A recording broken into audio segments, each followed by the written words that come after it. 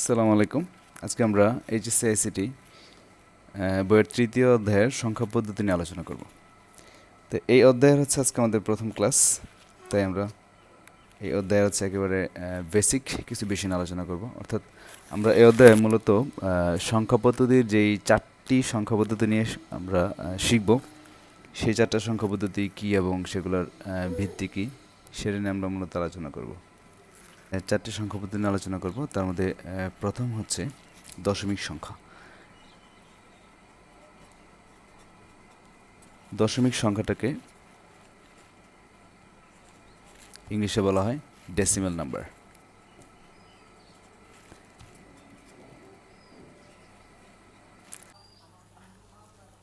দশমিক সংখ্যা হচ্ছে আমরা যেটা ছোটোবেলা থেকে শিখে এসেছি, সেটা হচ্ছে আমাদের সেই দশমিক সংখ্যা বা ডেসিমেল নাম্বার। তো দশমিক সংখ্যার ভিত্তি আসলে কয়টা?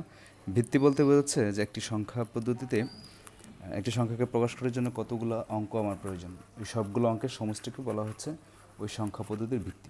যেমন দশমিক সংখ্যা পদ্ধতিতে আমরা মোট 10টি অঙ্ক ব্যবহার করি, যেমন হচ্ছে 0, 1, 2, 3, 4, 5, 6, 7, 8, 9।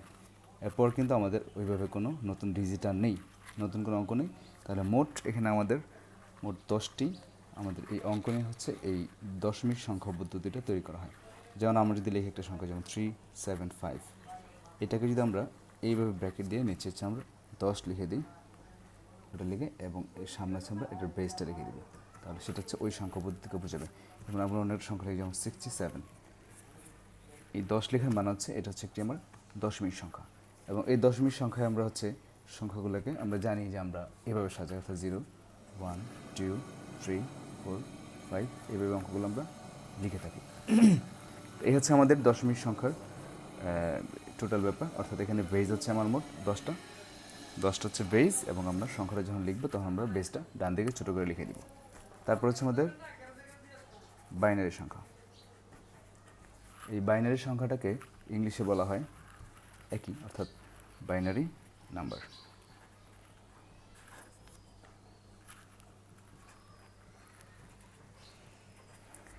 আর বাইনারি সংখ্যার মোট অঙ্ক হচ্ছে 2টি, অর্থাৎ 0 এবং 1। তাহলে আমরা বলতে পারি যে বাইনারি সংখ্যার ভিত্তি হচ্ছে কয়টা, বেজ আমরা বলতে পারি 2টা।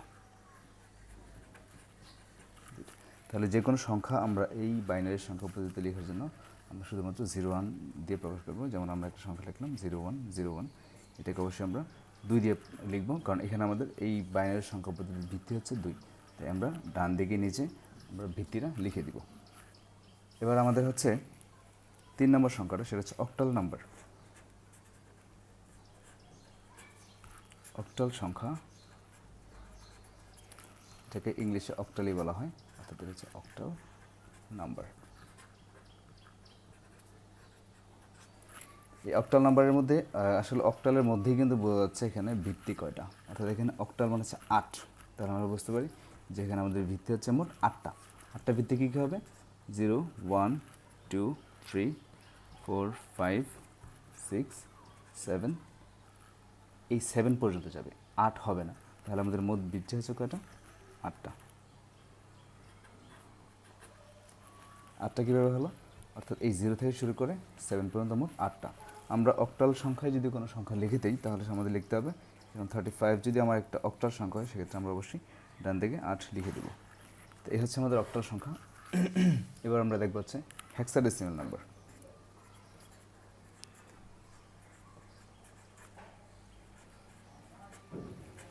হেক্সাডেসিমাল সংখ্যাটাকে আমরা ইংলিশে হেক্সাডেসিমাল নাম্বার বলবো, অর্থাৎ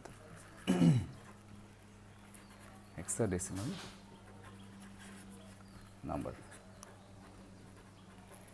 আর হেক্সাডেসিমাল নাম্বারে আমাদের মোট অঙ্ক হচ্ছে 16টা, অর্থাৎ আমরা প্রথম হচ্ছে 0, 1, 2, 3, 4, 5, 6, 7, 8, 9, অর্থাৎ এই মোট 10টা, এবং তার সাথে যোগ হবে A, B, C, D, E এবং F। মোট হচ্ছে আমাদের কত, 16টা।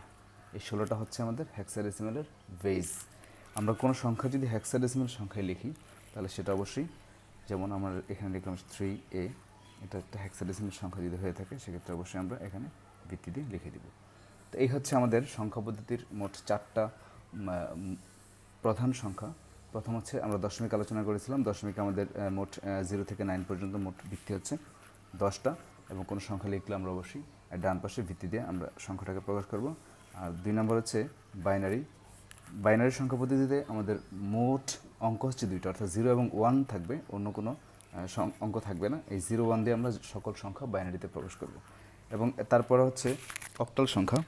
অক্টালে হচ্ছে মোট 8টা অঙ্ক থাকবে, 0 থেকে 7 পর্যন্ত মোট 8টা, এবং আমরা অবশ্যই এখানে ভিত্তিটাকে ডান দিকে লিখে দিলাম একটা সংখ্যা প্রকাশ করার জন্য। তারপর হচ্ছে হেক্সাডেসিমেল। হেক্সাডেসিমেল হচ্ছে মোট ভিত্তি হচ্ছে 16টা, এবং আমরা অবশ্যই কোনো হেক্সাডেসিমেল সংখ্যা লিখলে সেটা ডান দিকে আমরা বেসটা লিখে দেব। তো এই হচ্ছে সংখ্যা পদ্ধতির মোট ভিত্তিগুলো। তো এখন আমরা দেখব যে সংখ্যাগুলো কীভাবে আসলে প্রকাশ করা যায় সেই বিষয়টা।